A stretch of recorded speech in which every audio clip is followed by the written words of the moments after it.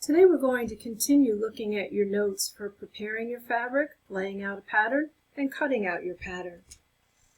I've already talked about straightening your fabric, the different methods you can use, and my fabric has been pre-shrunk, washed and dried the way it will be washed and dried as a garment, and this fabric has been pressed, so it's ready to use. When you're going to lay out your pattern, you want to find your layout guide, which is right here, and you're going to follow that guide. It's a good idea to orient your fabric the same way. On here, the selvage is at the upper edge and the fold is at the bottom edge, so that's what I will follow as I'm laying out my pattern. When you're folding fabric, it might be folded on the lengthwise fold, or as this pattern is, or it might be folded on a crosswise fold, which is the selvages over on themselves. That's a crosswise fold. Sometimes it's folded on a partial fold. You only fold part of it over. Sometimes it's a double fold. So there's a couple of different ways to do it. Most commonly, it's the lengthwise fold. And when you're ready to start putting your pattern pieces out, you want to lay them on the fabric where they belong and see if everything fits the way it's supposed to. You start with the largest pieces, and usually the piece that goes on the fold is first. This is piece number 4, and you can see right here, it doesn't have a symbol, but it says place on fold. So I'm going to put that line right on the fold. If you find it easier to cut off the margin paper, you can do that. So I'm putting this right on the fold, making sure it doesn't hang over the edge, and that's right there. The next piece I want to put on is piece number 10. And if you look at piece number 10 on the pattern directions, it tells you to place it upside down. There's diagonal lines on it, which means they want me to lay it upside down. So I'm going to put it right over here, upside down. The next piece I have is piece number 9, which is the vest front, and that piece is going to go down here. And then I have 2 smaller pieces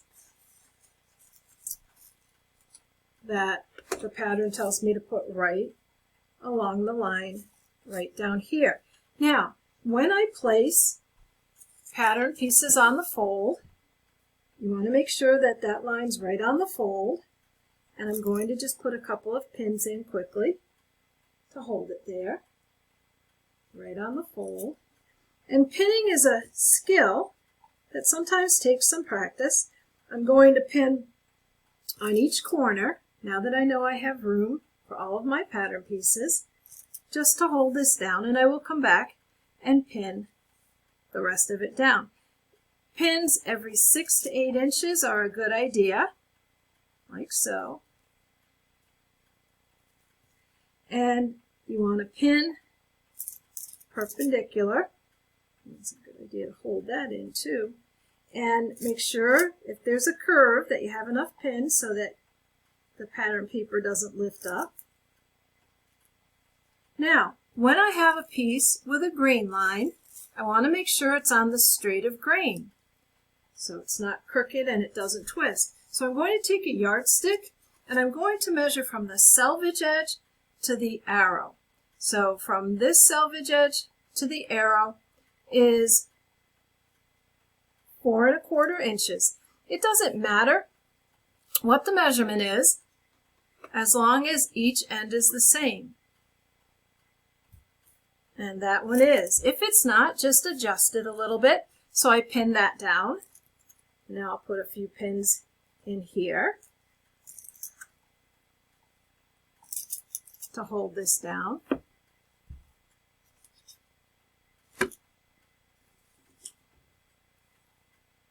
I'm going to pull this down a little bit so my pieces are on the table.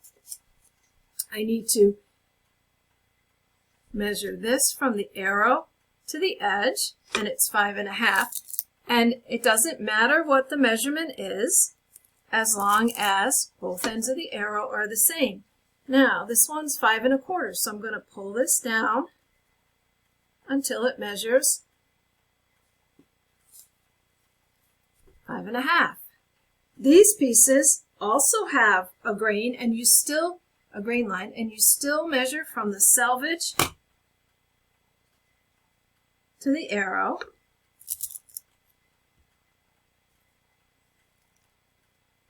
And this one is 15 1/8.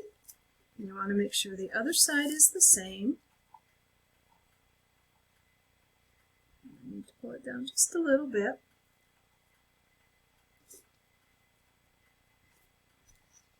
And the last one is 19 1/4. So I'm pinning both ends of the arrow.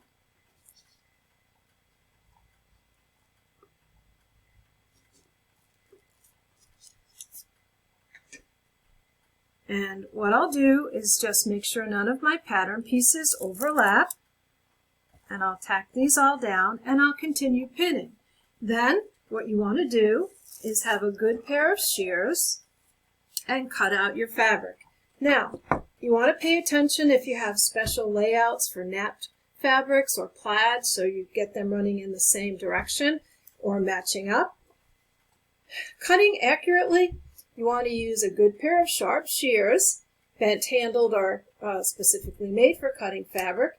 There is a directional arrow, but if you have it pinned down and you're cutting smoothly, that's a good idea. Carefully cut around the notches. Remember, those are those triangular marks. You want to leave those there. You don't want to cut them off because they're used for matching later. You want to leave your pattern pieces pinned to the fabric until you're ready to sew. You don't take it all off. The exception would be piece number 4 here. We have to use again for the lining fabric, so we would take that off once we cut it. And save some of your fabric scraps because we are going to make buttonholes and we'll need some scraps for that. So little pieces you can get rid of, but the rest of them save so that you have some scraps in case you need any. We've talked about marking, and as we put our vest together, we will talk about the specific places that you can mark, the darts and the dots that need to be marked on this particular pattern. We can use tracing wheel and tracing paper, fabric marking pens, tailor tacks, whatever works best for your fabric and the amount of time you're going to spend sewing.